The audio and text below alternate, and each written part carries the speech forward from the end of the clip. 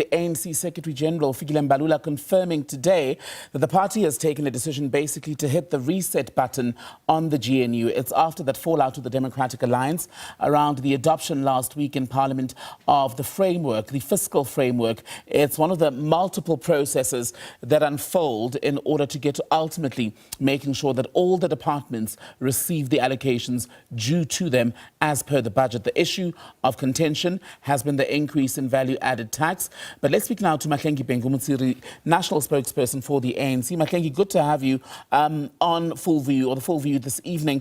I'll get to the issues of the GNU in a moment, but I want to get your reaction to news that we're just getting a short time ago. Another political party, this time the EFF, going to court to challenge the adoption last week of the fiscal framework. What is the ANC's reaction? Are you sure it will withstand legal muster? Well, we will have to see the process unfolding.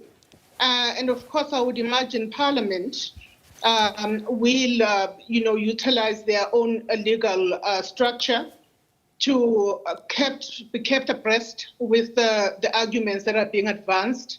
And we want to respect that process of the court. But the work continues. Whilst the DA continues with what they're doing, the ANC, as you rightly said, we are resetting the GNU button. How are we doing this? We have already commenced with the process of consultations with all political parties. We're confident that we will be able to meet the deadline that we had set for ourselves, which is a week. Certainly nothing more than 7 days, between 5 to 7 days. Are you speaking to all political parties? Because ultimately the ANC can see that the marriage, or at least the relationship with the DA, is headed to an end in the GNU. Well, certainly by the looks of things and by the actions of the Democratic Alliance, like the President of the Republic said, that they have defined themselves outside of the GNU through their actions, one of which has been to oppose redress policies and redress and transformation legislation, through the conduct in respect of the tabling of the fiscal framework. All of those things, surely South Africans should make an assessment for themselves about whether the DA is an opposition party, or whether it also shares in the responsibility of the executive, which they are part of. And so we want the DA to clarify South Africa, not so much the ANC. And of course, we have the meeting with them. We will engage. We will pose this question. We're meeting all political parties. We will, keep South Africans communicated well about the work that is being done and the work that is underway. What is the point, though, Mahlengi, of even engaging the DA at this point when, at the very least, it's clear the ANC and the DA do not trust each other? Your president has spoken about the DA and how it has moved around the issue of the budget, the framework even. Your Deputy President, Paul Mashatile, just yesterday was saying he basically would be quite ashamed to be part of a GNU cabinet, knowing that he'd voted against the fiscal framework last week. And even today, it became clear that your Secretary General, Fikile Mbalula, is not much of a fan of the Democratic Alliance. So why not just cut ties so we can all move on and deal with a new set of conversations rather than this constant back and forth between yourselves and the DA? Well, I suppose that, we have to look out for stability. We have to look out for the national interest. We have to look out for all of the things that require us to still listen to and engage the Democratic Alliance and leave no one behind. And if we had our way, I don't know what decision would have been taken by the ANC. We know the sentiments of our members on the ground about the participation of the Democratic Alliance in the GNU. They use the GNU also to play the role of an opposition when there is the opposition that is outside of the GNU.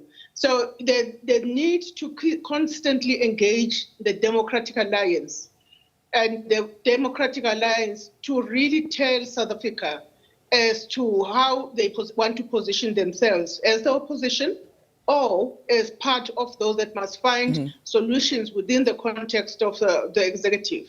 Well, the DA leader, John Steenhuisen, in reaction to Fikile Mbalula's briefing today, said that the DA's main problem is that the ANC, and they've said this to you before, they don't think you've come to terms with the fact that you no longer have an outright majority. In fact, Steenhuisen, and I'm paraphrasing, says what the ANC needs to do for this relationship to work is to share power. So you want to have your cake and eat it. Are you going to look for a partner now who will just simply follow the tune of the ANC if you reconfigure? Well, I recall the statement of intent as very explicit about that parties, one of the clauses, that parties that append their signatures to this statement of intent are committing themselves to redress and transformation. So the ANC is simply implementing what is contained in the provisions of South Africa's constitution, and of course what is also contained in the ideals and the clauses of the Freedom Charter, such as all people shall have equal rights and so on. So if you consider those to be the policies of the ANC, then I doubt it, given how involved and how public participative the constitution-making process. That comes straight from the constitution. And the foreign policy also, we can say the same. Our foreign policy is guided by our commitment to securing peace and friendship. Is it not disingenuous, though, Mahlengi, to say that about the DA when you guys reached the agreement to form the GNU, you knew who and what the DA was, both ideologically and from a policy perspective? Well, this is nothing that is, unknown throughout the world. Many coalitions succeed, some collapse, but it is common to have governments constituted by those that are ideologically opposed to one another. You can just look at a number of, experiences internationally. What is required really is a great sense of maturity. I would just use the example of the VAT increase. All of the parties that we are negotiating with do not support the VAT increase, but there were some who were willing to pass the fiscal framework in the interest of our country. And we thank those parties. But also have to say something about the lack of maturity in the Democratic Alliance. Why am I saying this? I did highlight some of the examples, but imagine a deputy minister who has made and sworn to observe the executive ethics code, who has taken an oath to go by the rules in terms of how the executive operates, which is led by the president. Such a deputy minister putting up special leave, taking a decision to join a delegation to go and basically speak ill of South Africa. So actions that undermine the sovereignty of South Africa. Right. That is the majority I'm talking about. We're out of time, Mahlengi, so I need you to answer this, please, if you can, ma'am, in about 30 seconds. The ANC is being accused tonight of lying, of duping Action SA in allowing for the inclusion of, basically in the fiscal framework, a line that talks about seeking in 30 days alternative means to make up for the revenue that would be lost if the value-added tax increase is abandoned. Where are you going to find that money? Where's the plan? Well, let's start with the negotiations. We are going to be meeting the Action SA and, of course, other parties. And this is a matter that we're going to be seized with when we do meet.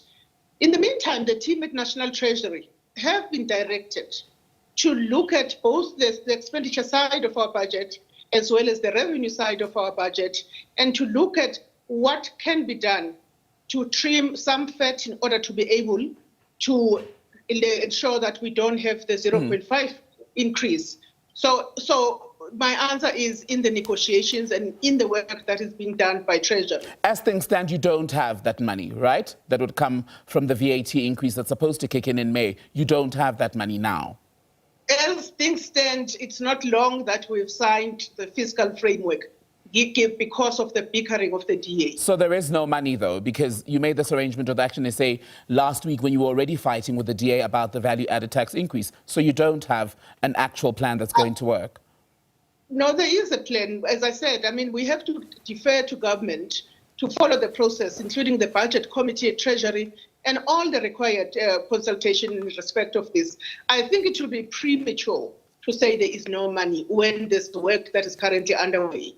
Mahlengi Bhengu-Motsiri, always good to talk to you, spokesperson of the African National Congress, speaking to us on SABC News tonight.